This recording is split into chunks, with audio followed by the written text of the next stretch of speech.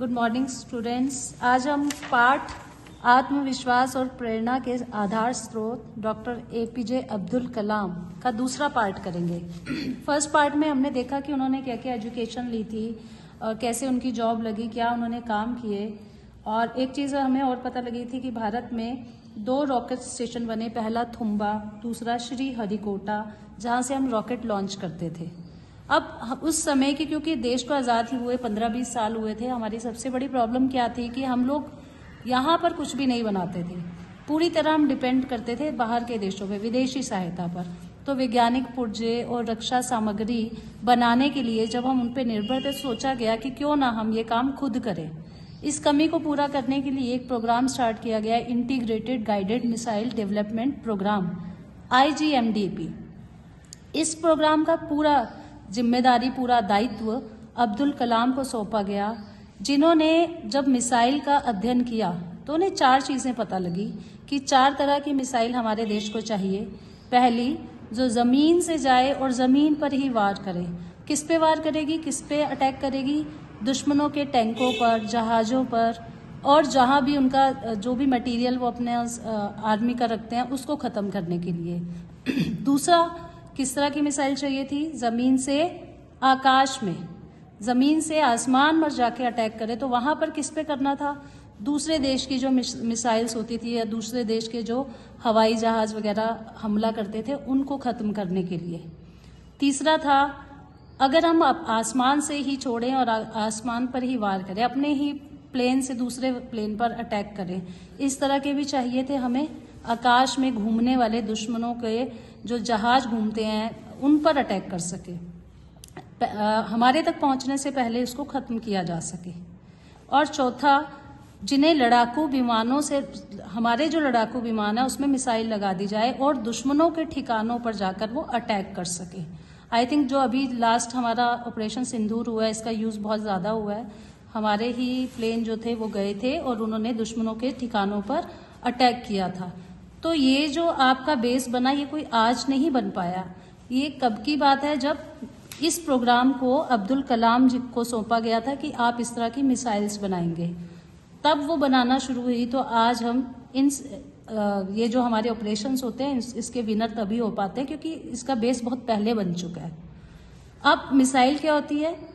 एक रॉकेट के आगे के पार्ट में अगर हम एक बम लगा दें, अग्रभाग में बम लगाना, उसी को मिसाइल कहते हैं। मतलब जब वो रॉकेट कहीं गिरेगा तो वहाँ पर बम भी फटेगा। बहुत ही खतरनाक विध्वंसक हथियार है ये। मिसाइलों को कहाँ कहाँ यूज़ किया जाता है? वायुयानों में, पनडुब्बियों में और भूमि से। कहीं से भी इनको दागा जा सकता है। 4 टाइप के हमने बताई दिए थे। कहीं से भी आप इसको छोड़ सकते हो। और इनके ये गाइडेड होती हैं पहले से।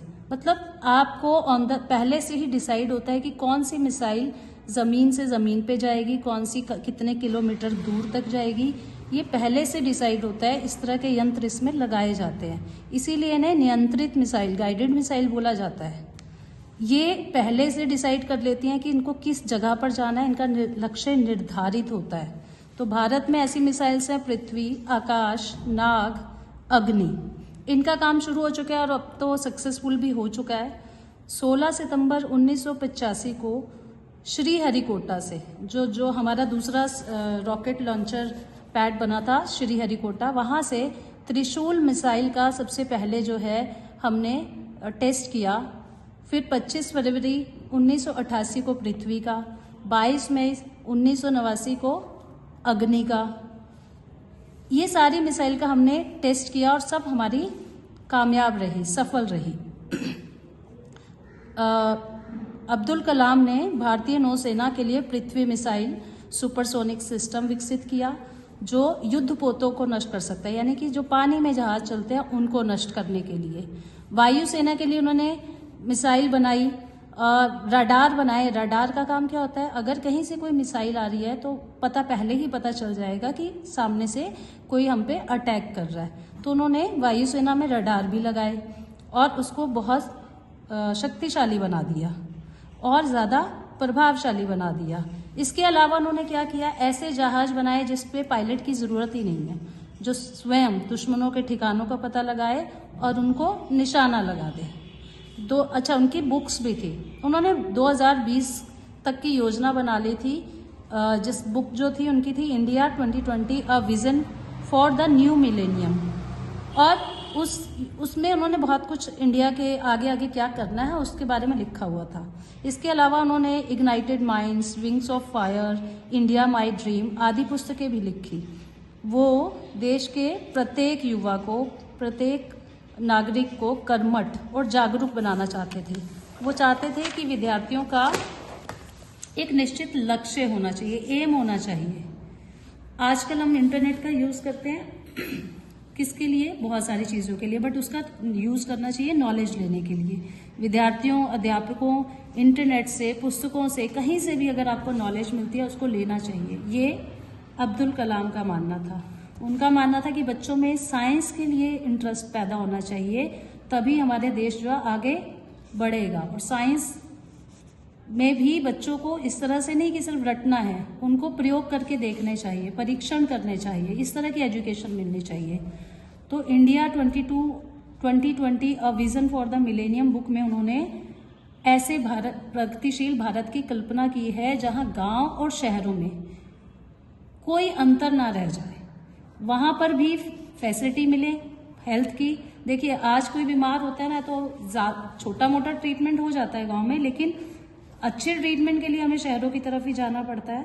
तो इनका मानना ये था कि जब हमारे देश में गांव के अंदर भी वो फैसिलिटी मिल जाएंगी, गरीबी दूर होगी, निरक्षरता दूर होगी, तो अपने आप ही हमारा देश आगे तरक्की करेगा। और जो हमारे प्रतिभाशाली विद्यार्थी हैं, पढ़ने वाले बच्चे जो पढ़ सकते हैं बट आर्थिक समस्या के कारण, पैसों के कारण उच्च शिक्षा नहीं मिल पाती, वो सब भी उन्हें मिलेगी। कब मिलेगी? जब हमारा प्रशासन पारदर्शी होगा या भ्रष्टाचार नहीं होगा, तो हम ये सब फैसिलिटीज बच्चों तक भी पहुंचा पाएंगे। वर्ष 1990 में उन्हें गणतंत्र दिवस के अवसर पर पद्म विभूषण का सम्मान दिया गया था। जादवपुर यूनिवर्सिटी से IIT में उन्हें डॉक्टरेट की डिग्री मिली, यानी कि उनके नाम के आगे डॉक्टर लगने लगा।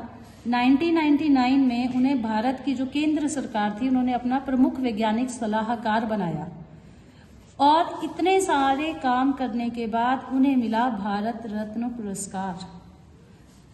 इसके बाद वो अन्ना विश्वविद्यालय, अन्ना यूनिवर्सिटी है साउथ की, वहाँ के कुलपति बने। NDA जो अलायंस था, पॉलिटिकल अलायंस, उन्होंने उनसे बोला कि आप राष्ट्रपति का चुनाव लड़िए, जो कि उन्होंने लड़ा, और 15 जुलाई 2002 को वो बन गए भारत के राष्ट्रपति।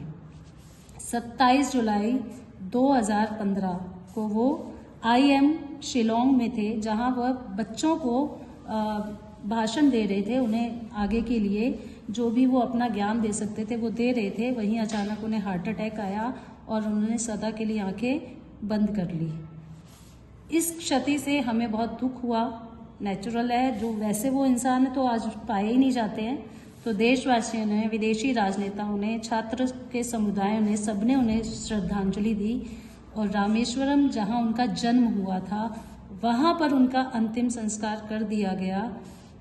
निकट भविष्य में जो उन्होंने कल्पनाएं की थी देश के लिए, वो अब हमें सार्थक होती हुई नजर आ रही हैं, और हम आशा करते हैं कि जो जो वो सोचते थे, हमारा देश आगे उस रास्ते पर तरक्की करे।